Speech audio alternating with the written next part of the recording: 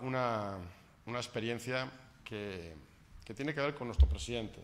Tiene que ver con un asunto que ha estado precisamente ahora muchísimo en el candelero, que es el asunto de las pensiones. Me gustaría compartir con ustedes la información porque es una...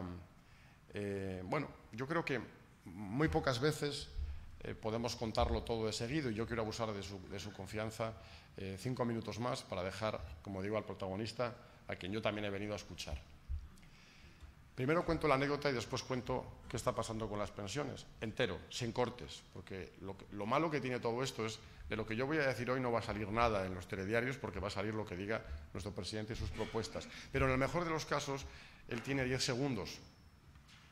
10 segundos en una radio, en una televisión o un poco más de espacio en un medio escrito o digital.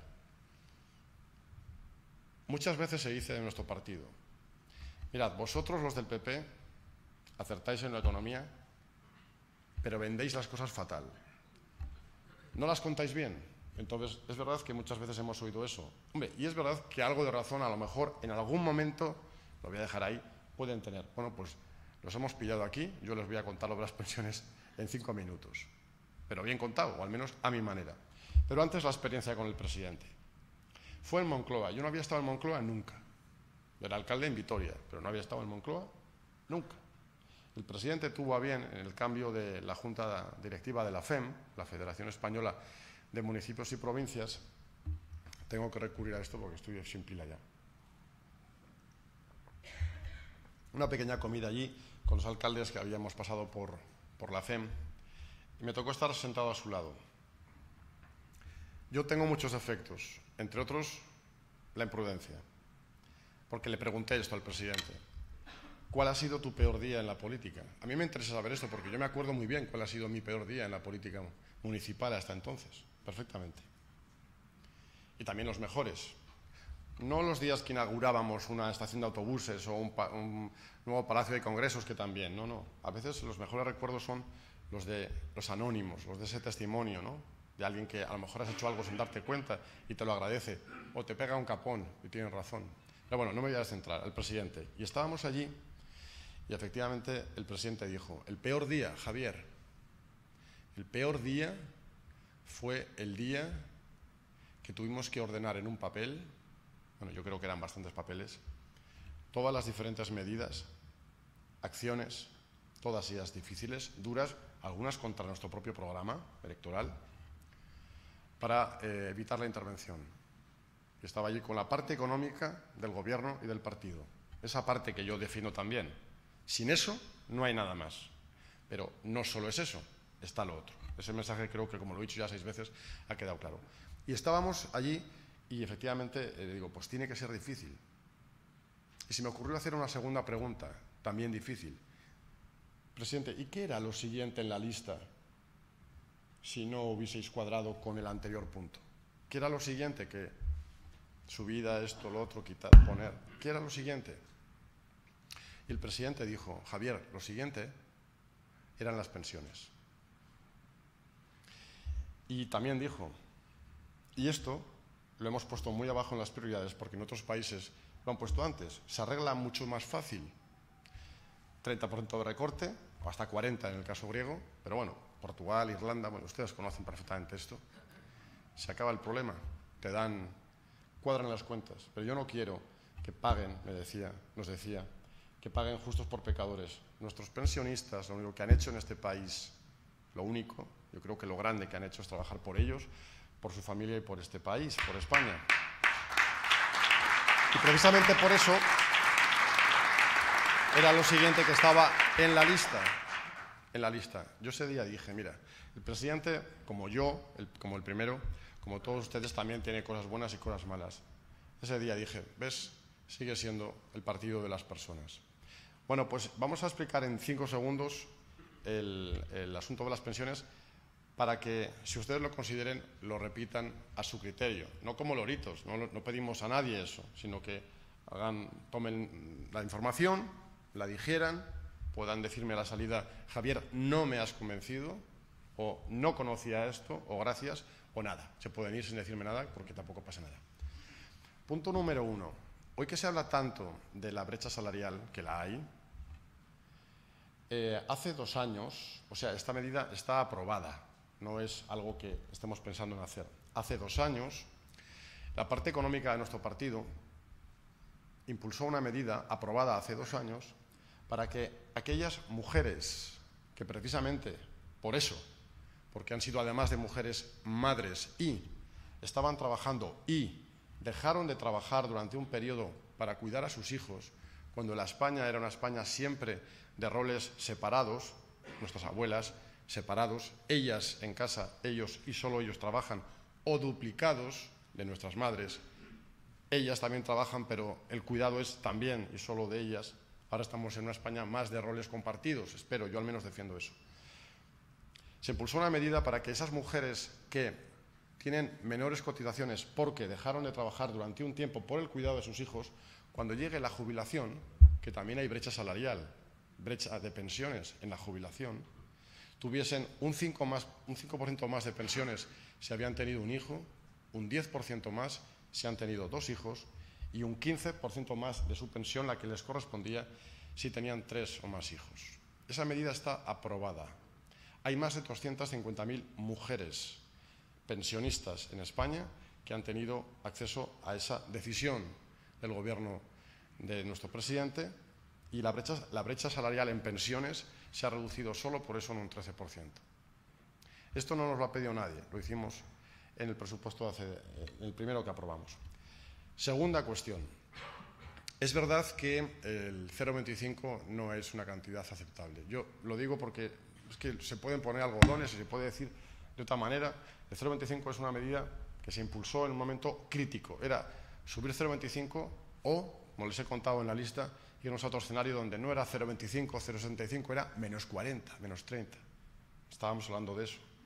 Ya se ha olvidado mucha gente y hacen muy bien. Nadie nos tiene que dar las gracias por ello, pero esa es la realidad también, eso es lo que sucedía.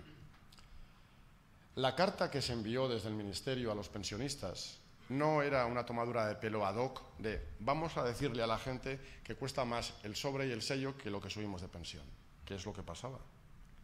Mucha gente no conoce que esa es una decisión que se tuvo que plantear porque la ley establece, por ley, que a todos los jubilados una vez al año se les indique cuál es su subida. Claro, cuando te suben 20 euros, pues lo agradeces. Cuando te suben 1,60 €, te mosquea mucho que valga más el sobre y el sello que la subida. ¿O no? ¿A ustedes no les molestaría? A mí me molestaría. Tenemos que explicar a todo el mundo que no era una decisión optativa, era una obligación legal. Solo se ha incumplido una vez en España esa disposición legislativa. Solo hubo un año en el que no se envió la carta, el año en el que se congelaron las pensiones. Lo dejo ahí porque yo no he venido a tirar piedras al vecino. Siguiente medida. El debate de las pensiones se ha solventado, yo creo que gracias a 3 medidas. La primera de ellas, porque hay muchos pensionistas que votan un color u otro o ninguno, que decidieron salir a la calle a decir, pues no estamos contentos y queremos y creemos que la recuperación económica debe llegar a todos y también este año a las pensiones. Bueno, algunos se apuntó allí para meter guerra, es razonable, este es el juego político. Pero en general el debate que se produjo es un debate que estaba ahí, que yo creo que era un debate del que teníamos que recoger el guante. ¿Cuántas veces han escuchado ustedes o cuántas veces han dicho ustedes alto que quieren políticos que escuchen las cosas que dice la gente aunque no les den la razón? Muchas, ¿no? Porque yo lo digo, se lo digo a los míos también.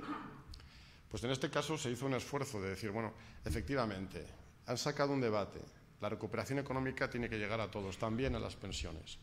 Vamos a hacer ese esfuerzo. Ese esfuerzo de subir hasta un 3% las mínimas.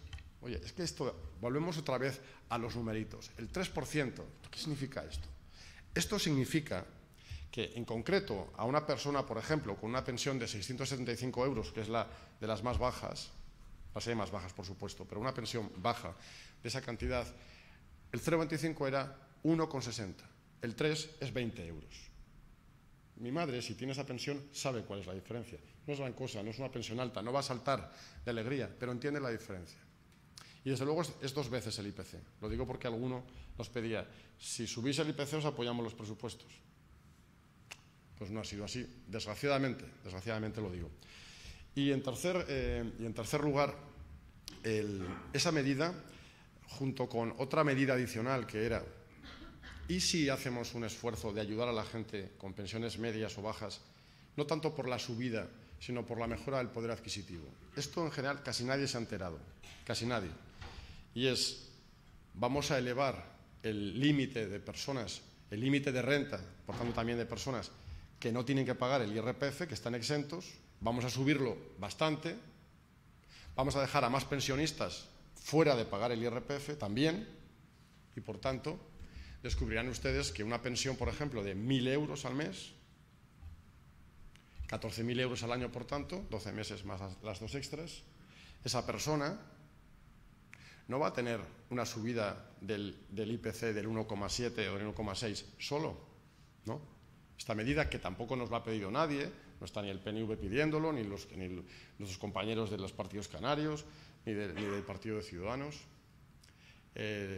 Esa persona, con 1.000 euros al mes, lo que tiene debido a esa medida es una mejora de su poder adquisitivo, hagan la cuenta, del 5,28%, 720 euros más al año. Bueno, esta es una medida. Y todo esto está en el mismo presupuesto. Después, nosotros, supongo que por efecto propio, al final la noticia es que todo esto que he contado, que ya alcanzaba prácticamente al 85-90% de los pensionistas, pues la noticia final es, bueno, y ya que estamos puestos en harina, y otro partido, además, también ha mediado con una propuesta, decimos, bueno, pues terminamos y ya se hace para todo el mundo, las más altas también al IPC. Parece que ha sido otro partido pequeñito de mi tierra el que lo ha hecho todo, sí o sí, parece, ¿verdad? Bueno, pues por eso quería yo aprovechar el momento para contar, no me caben 10 segundos, las diferentes piezas del puzzle. Y así, si ustedes lo consideran, nos ayudan no a transmitir el mensaje, sería torticero por mi parte hacer esto.